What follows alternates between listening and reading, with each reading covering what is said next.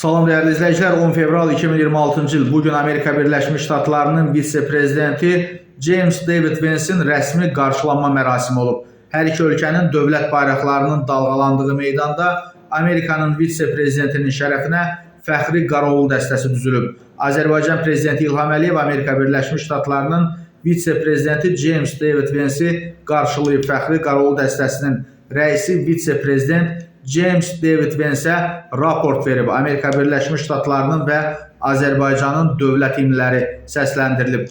Azərbaycan nümayəndə heyətinin üzvləri vitse-prezident James David Vance'ə, Amerika Birləşmiş Ştatları nümayəndə heyətinin üzvləri isə Azərbaycan prezidentinə təqdim olunub. Fəxri qarovul dəstəsi hərbi marşın sədaları altında Azərbaycan prezidenti İlham Əliyevin və Amerika Birləşmiş Ştatlarının vitse-prezidenti James David Vance'in qarşısından keçib. Sonda rəsmi foto çəkdirilib.